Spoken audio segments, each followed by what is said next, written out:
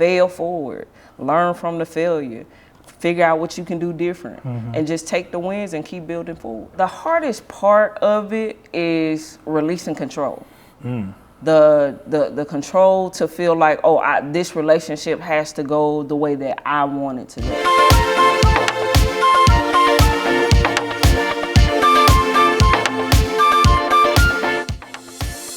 Welcome everybody to another episode of Family That Learns Stewardship. Today we are talking about Soulical and Social Wealth with Len Wealth. Yes. Thank you for being here. Thank you. Thank you for having me. So, before we get started, I want people to get to know you a little bit about yourself. So you want to tell everybody who you are and like your business, and we'll get into the conversation about Soulical and Social Wealth. I am Len Wealth.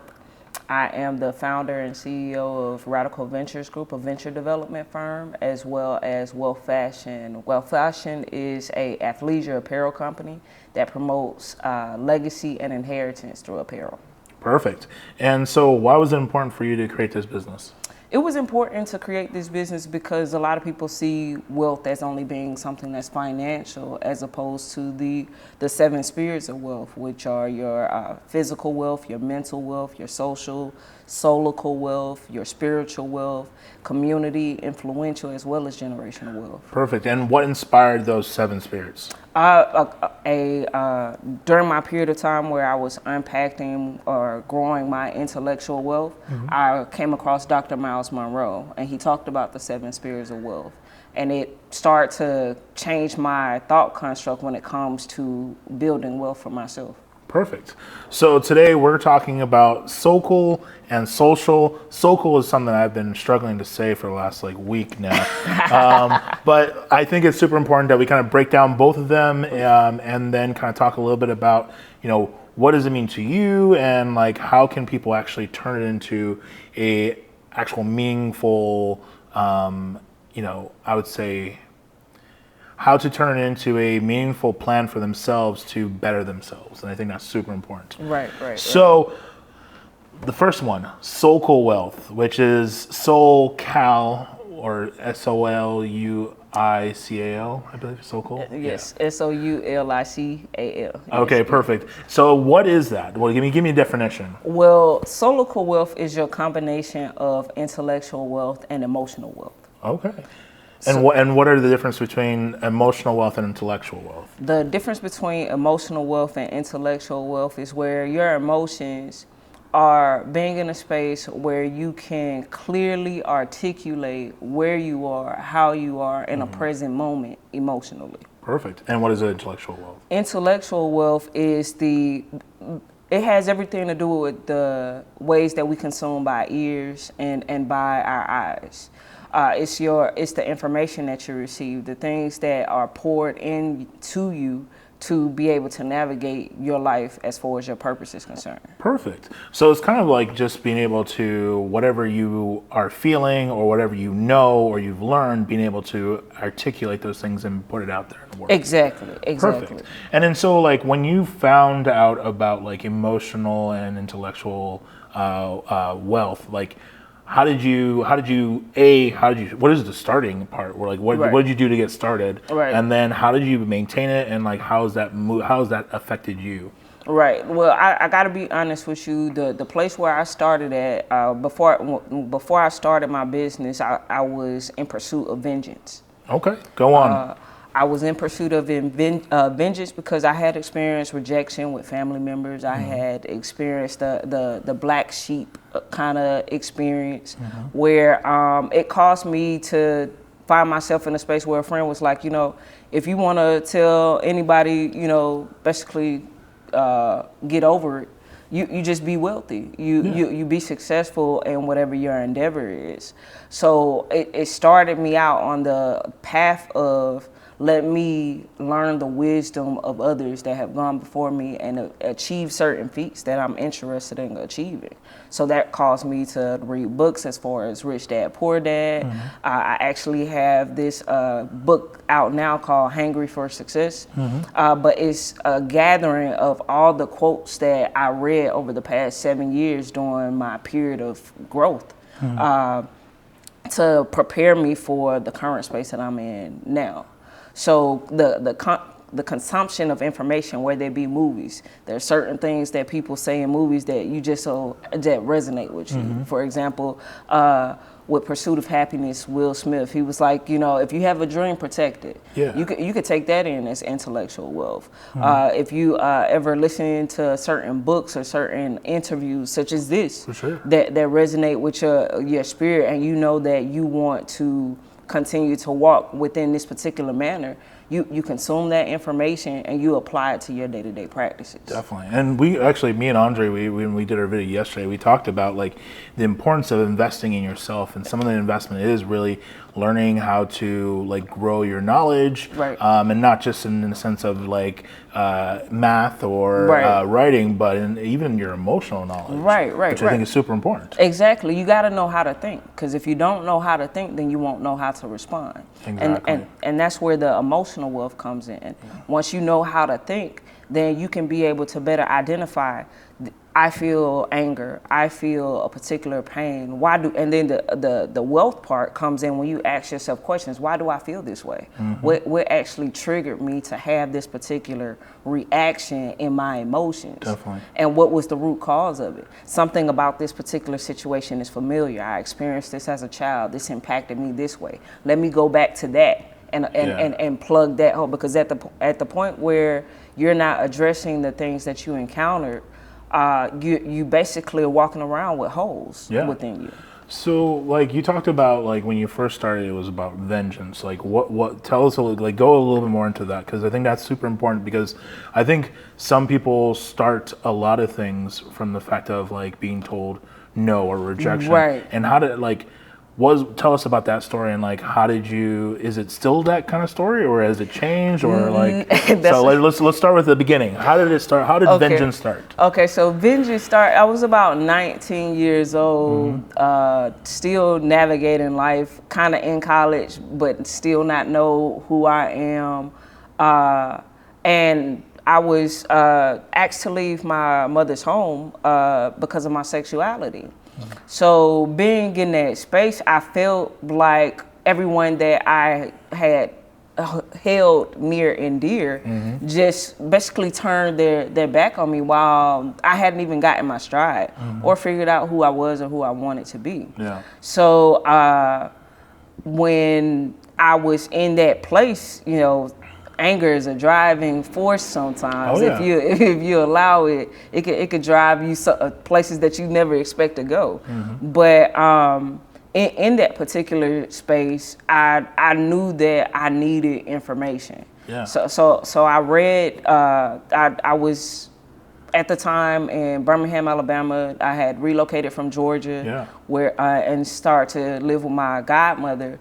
And I was working working pretty late hours, sometimes till like 10, but my aunt took hours to pick me up, maybe 2 hours, and it's cold outside. Yeah. So I go to the bookstore next door to just stay warm, but then I also end up picking up books. And it started to build on my desire. Where I saw different things that different people did to get to a certain place, and I wanted to experience it within my own life. And the best way to actually experience a thing is the applied knowledge. Yeah. If you want to be able to go to a certain feat, you learn the information and then you execute it. Yeah. You don't want to get stuck in paralysis by analysis, because you'll never do anything. There you go. But once I started to go upon this journey, I still went through breaking moments that stretched my thought construct, where I thought that it was something to tear me down on my journey, but it's like nothing can get through what's like a hard wall. It's like the Great Berlin Wall. Until they start working on both sides of the wall to actually get through and achieve the goal of being able to have access to this particular land. It was just a build up there. Yeah. So me going through those broken moments were breaking occurring within me so that I could be able to receive information to grow. For sure. So, like, you know, we're talking about a little bit later now today. Like, is the spirit of vengeance still around? Has it changed? Has it morphed? Because you know, from what I'm hearing, you grew your knowledge. Right. You understood that, like, you know, things need to change. Right. And that, like, especially if you're wanting to achieve, you know, your big goal, which I guess, what was the big goal at the time? Like, when you were like, I want to be better, what was like the main goal in your head? And the main goal in my head was the same thing that most people pursue after the finances. They think Money, that wealth. right. Got They think that the money is the wealth, and the money is what's going to provide the peace of mind, the security, the health, the love, the acceptance that, you know, we're all looking for within. Definitely. But to answer your question, because I navigated on my journey and realized that these things were to cultivate me, my motivation, it was deflated. Yeah. Once I got to a place of healing, I could no longer be upset. My place of healing occurred once I experienced empathy. And it caused me to get to a crossroads with my business where I was like, well, if I'm not mad anymore, then why am I doing this? Yeah. You know, because you don't have that driving force of anger anymore.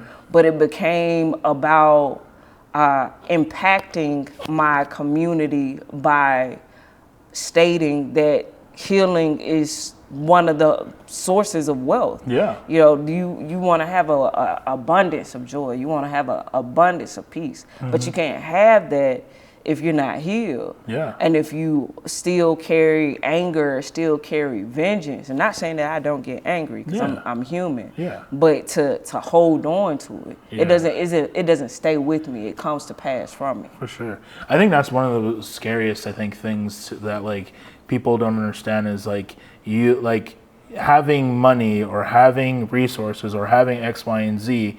And if you're a crappy person, right, and or you're an a-hole, or you're angry, you're going to be that person with money and resources. It's going to be multiplied. Exactly. Yeah. So it's just one of those things that, like, you know, I think we all think that, you know, the idea of having more means that you're going to, like, all your issues are going to go away, and it's just like, no, you need to learn how to deal with your own issues before, or even if you do have those resources, you know, use those resources to make yourself better so you can keep those resources. Right. It's just like walking around with a giant torch in a giant dry field. Right. Something's going to get burnt.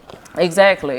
It all comes down to stewardship. You know, how do you steward your energy? Yeah. How do you steward your thought construct? What are you pouring into your mind? What are you pouring into your body?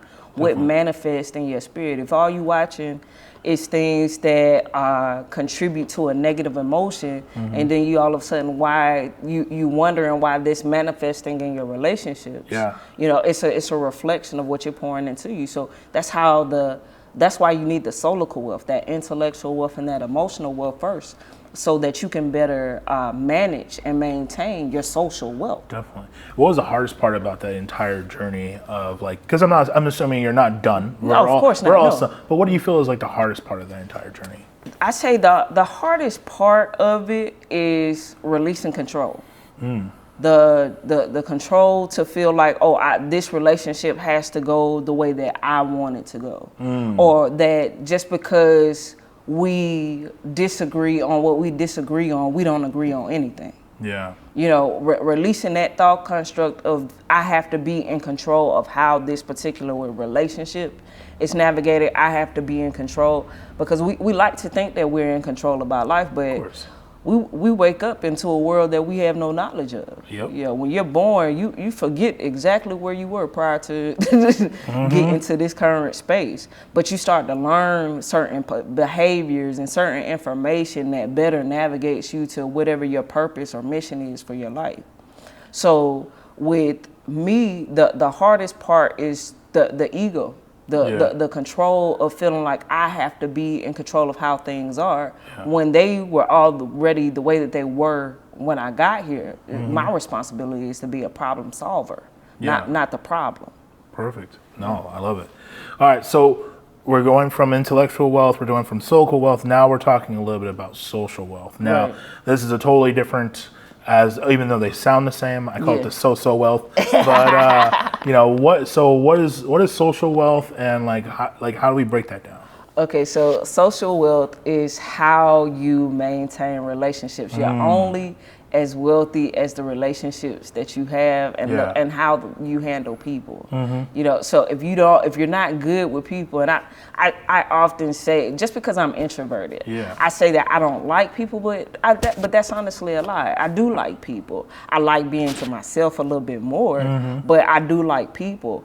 And just because you are introverted does not mean that you don't want to contribute to the people around you. Yeah. And when you are in a socially wealthy space, and because you have your intellectual wealth and you have your emotional wealth, the relationships that you connect to are iron sharpening. Yeah. They make you better. You know, and you have vulnerability. You're okay with being vulnerable with the people that you're socially wealthy with. Because if you're not vulnerable, then how can I often say I can't see the middle of my face. Yeah. If there's something right here, if there was no mirrors, how would I know? Yeah. I would need someone to be able to see me. Exactly. And be able to tell me exactly what they see. And we get mad at people telling us what they see. Yeah. And it's not wrong. It's their perception. It may be one-dimensional perception because we're multi-dimensional beings. There's more to us.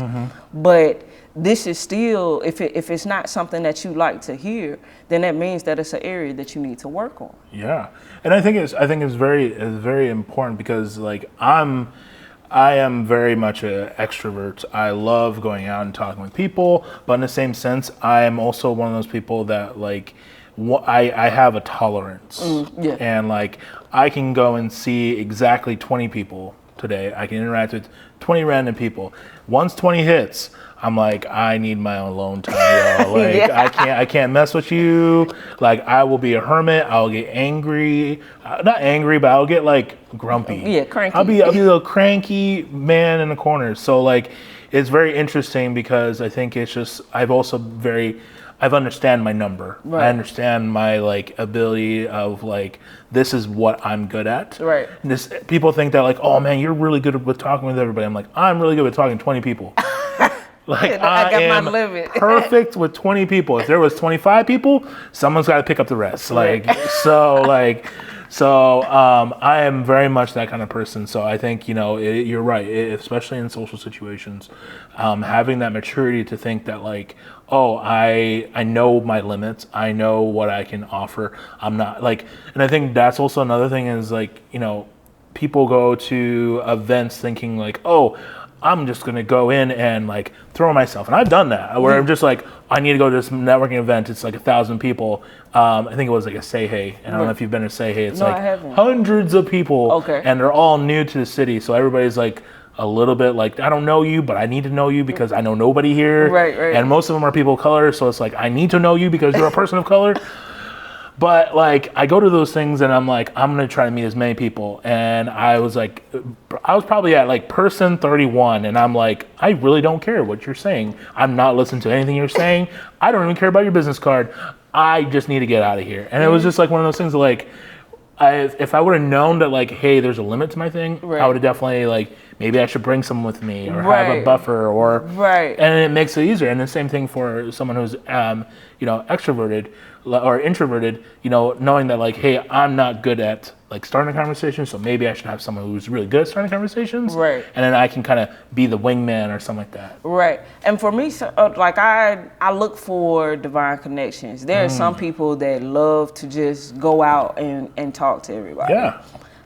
I can get with that, but at the same time, it doesn't work for me. I'm not that outgoing. I would love to be, but it is draining to pour too much of yourself. So I go for more of the quality of relationships. Is this particular person divinely connected to me? What exactly is it that I have within me that needs to be poured out to them? Definitely. And vice versa. What exactly is it that they have within them that needs to be poured out. And sometimes you never know, because relationships happen for sometimes a season, sometimes a lifetime.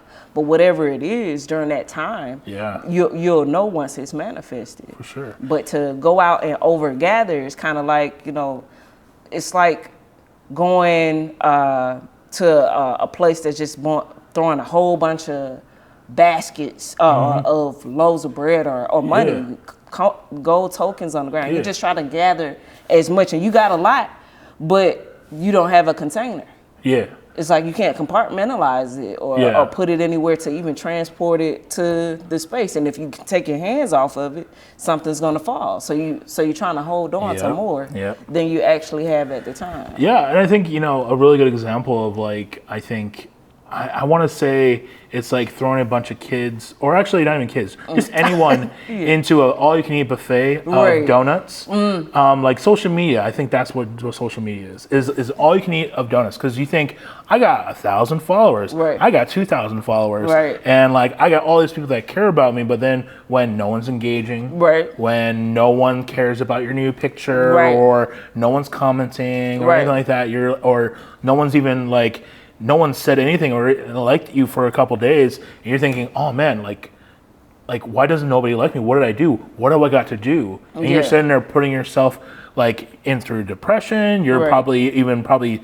spying, things to look the part or whatever. And I think it's just one of those things that the ability to understand hey, this is my social network, this is my people. I think that's very wise. Because to have 100 people in your life, where do you have time to hang out with 100 people and have a meaningful relationship? I couldn't understand that. My mom had 4 friends when I was a kid. 4 friends, and they came over every weekend. We all had barbecue. We all hung out, and that was it. My mom didn't want new friends. My mom didn't care about new people. My mom would go to PTA meetings. She'd be like, hello, didn't even remember people's names. She just was there. And I think it was just one of those things that social media, she didn't understand it. She was like, I don't care if I have 5 followers. I'm here to take pictures of my food because that's what she likes to do. She likes taking pictures of food, of her dogs. That's it. Everything else doesn't really matter. So for her, she feels very wealthy because she has her 5 friends or 4 friends that she talks to. She, can talk to me and her husband, and that's it. That's what she does. And she feels like that's all she needs. And I feel like right now we have a bunch of people who are right now going through diabetes when it comes to social media because they're having all these new problems that they're like, why am I so insecure, or why am I struggling, and why does every day I'm looking at my phone first thing in the morning? Right. And social media is it's like you said, it could definitely be a donut shop with 1,000 different donuts. But when it comes down to your social wealth, it's not about the social media. It's just like you stated. It's about your neighbor. It's about your friends. It's about the people that you surround yourself with, and the different thought constructs that you have as individuals. And how can you take what you agree upon and make it positively impact your community?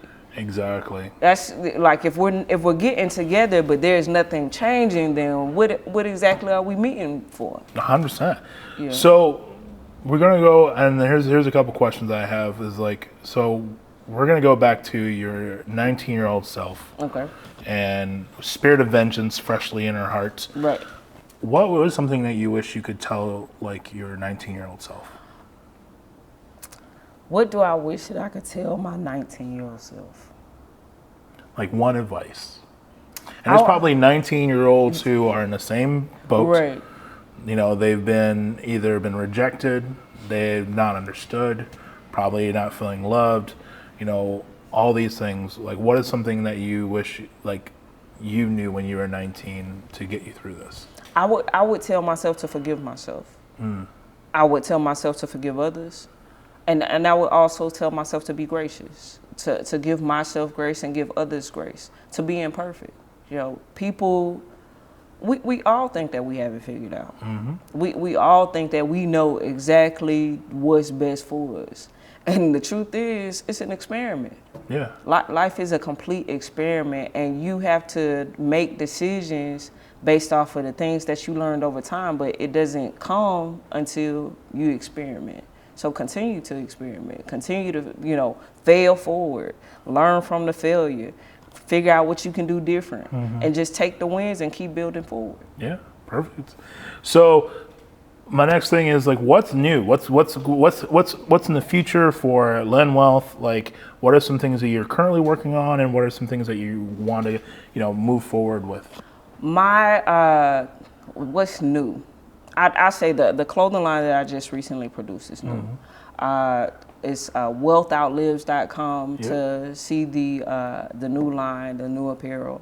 But I'm also the first athleisure apparel company to offer life insurance with the purchase of each item. Why is that important?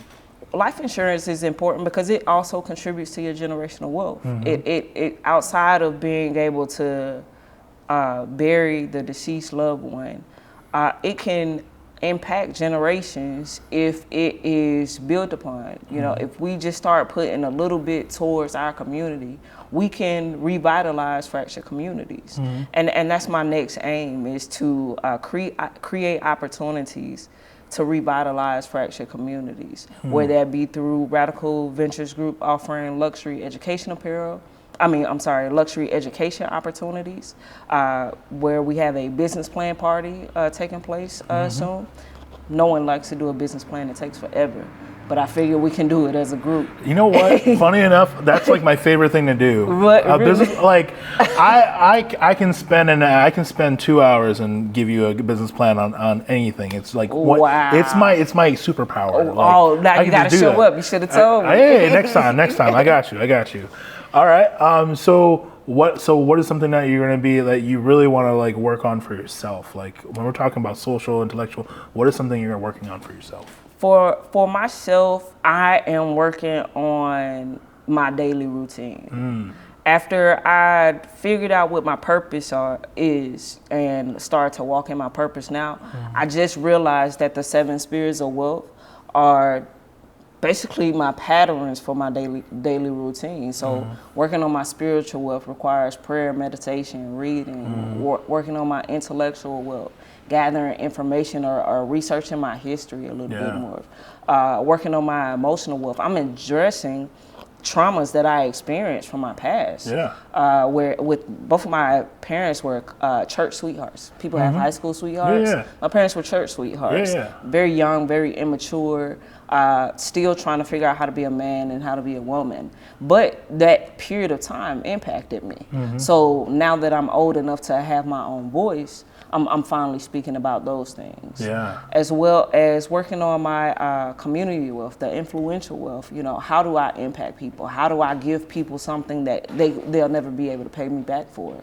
And all of that daily contributes to my generational wealth, because it'll be something, my influence, my community, the ways that I take care of my community, the ways that I take care of my family or unpack my generational wealth are going to contribute in my grandchildren being able to not have to go through the same type of traumas, or at least already have the cheat codes to what I previously experienced before they even can have their start. Love it. So where can people find you, like your athleisure wear, everything? Where can people find you online? You can find me at www.wealthoutlivs.com. That's WEALTHOUTLIVES.com. Perfect. And we'll put the links down below. Make sure we share all social media, and we're definitely going to promote like this stuff. I appreciate everything you're doing, and I look forward to working more with you. And if you need help with a business plan, you can always call me. Of course. Well, I'm gonna bring you to the group. It's not just gonna be just myself. I don't eat just for me anymore. Hey, I love that. You just don't eat just for you. I like that. Oh, I'm gonna steal that one. I'm sorry. I'm stealing that one. Just quote me on it. I'm gonna put it on a shirt and everything. Just quote me on it. Exactly. Just be like Len Wealth. Len Wealth. Done. All right. Well, thank you so much. I appreciate you. If you guys want to make sure you like, share, comment down below, show your love, and again, put in the comments what you guys thought about this conversation. If there's any questions you have, I'm pretty sure Len will love to answer them, and I will also answer them myself as well. And if you have any questions at all, please, again, make sure you go to feedthemass.org and show some love. And of course, thank you again. Thank you. All right, bye.